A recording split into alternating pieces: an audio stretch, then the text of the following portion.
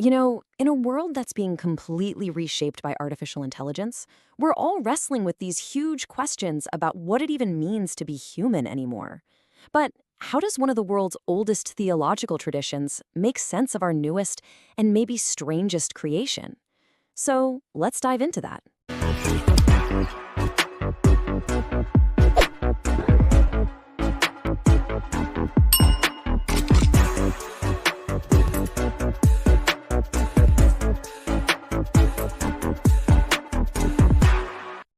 I love this quote I came across. Is AI really just a very expensive autocomplete with delusions of grandeur? Or is it something more? This right here, it just perfectly nails the tension at the heart of the whole debate, and it's the question we're really going to unpack today. So, from an Islamic perspective, this brings up a massive question. What is this new intelligence really? I mean, is it a gift we can harness? A sign of God's power in the world? Or is it something a little more subtle, a bigger risk? Maybe even a new kind of God that's asking for our faith and trust. Okay, to even start to answer that, we've got to get our heads around a really fundamental distinction in Islamic theology. It's one that draws a super clear line between what is divine and what is human, and it really helps put AI in its proper place. First up, you've got this concept called khalq. Now, this is true capital C creation. We're talking about the divine act of bringing something into existence from absolute nothing. According to Islamic theology, this power, it belongs to God and God alone. It's totally unique, it's original, and it's impossible to copy. And then, on the flip side, you have san'a.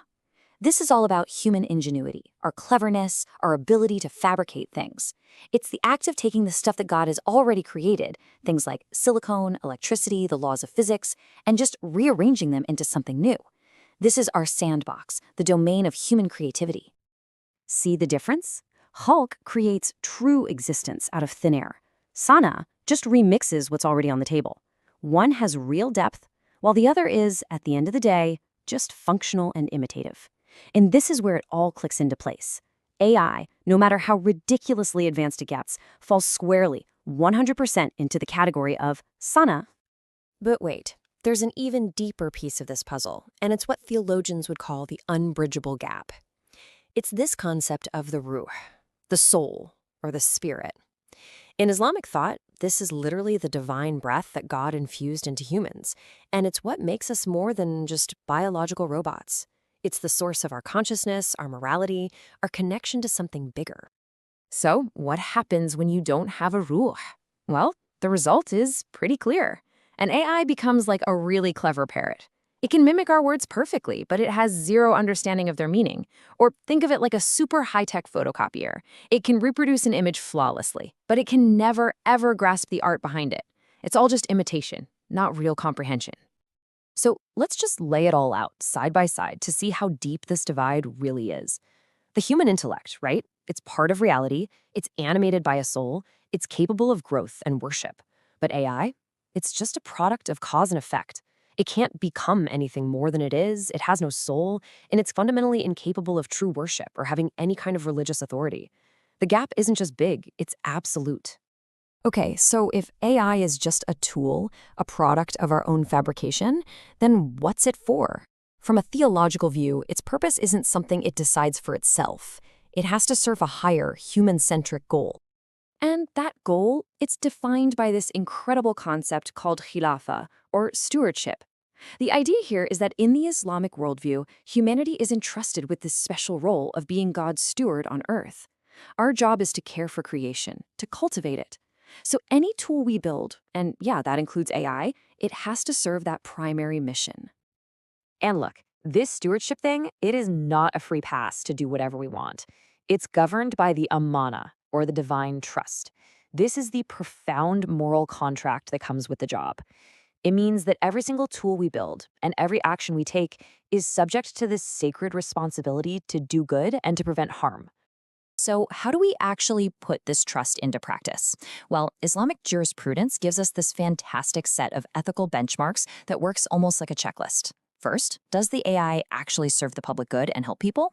Second, does it actively block the pathways to harm, to deception, to destruction? Does it promote justice and fairness? And this one's huge. Is there always clear human accountability for what it does? These are the tough questions we have to be asking. This brings us to the risks. But from this particular viewpoint, the biggest danger isn't what you see in the movies. It's not about killer robots or rogue AIs taking over the world.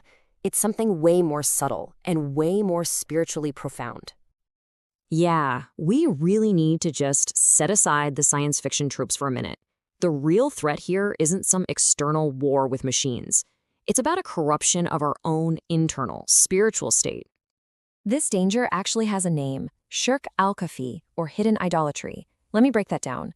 It's the subtle and often totally unconscious act of shifting our ultimate trust and reliance away from God and putting it onto a worldly tool, like technology. It's that moment we start to believe that the algorithm holds the ultimate truth or the ultimate solution to our problems. And this isn't some ancient, abstract idea. It's happening right now. Hidden idolatry isn't bowing down to a golden statue. It's when you trust an AI's legal ruling more than a qualified human scholar, all because you've put your faith in the idea that the algorithm is neutral. That's it, right there. And if we want to go even deeper, some scholars have even speculated about the end times implications of this. They suggest that AI's insane ability to create hyper-realistic deepfakes and totally convincing falsehoods, basically to create powerful illusions, makes it a potential weapon for the ultimate deceiver foretold in Islamic prophecies, that the Dajjal. So, after exploring what AI is, its purpose, its dangers, what's the big takeaway from all of this? Well, it actually boils down to a single, really powerful metaphor. From this perspective, it is absolutely definitively established that AI is not a being, it's not a consciousness, and it is certainly not a soul. It is a mirror, a powerful, magnifying mirror that reflects the values, the biases, the intentions, and the spiritual state of us, the humans who create and use it. It doesn't show us what it is, it shows us who we are. So this whole theological framework gives us three, let's call them hard lines, that AI can just never cross. The ontological line: it has no soul, it can't become. The moral line: it lacks true intention, so it can never be truly accountable. And the spiritual line: it can't worship, and it runs the risk of becoming an idol itself. And that leaves us with one last really big thought to chew on. The algorithms are going to do what we program them to do. Their code is just a reflection of our choices. So the ultimate question here isn't about the machine's programming at all. It's about our own. What have we programmed ourselves to value, to chase after, and to become? Because that is what the AI mirror is ultimately going to show us.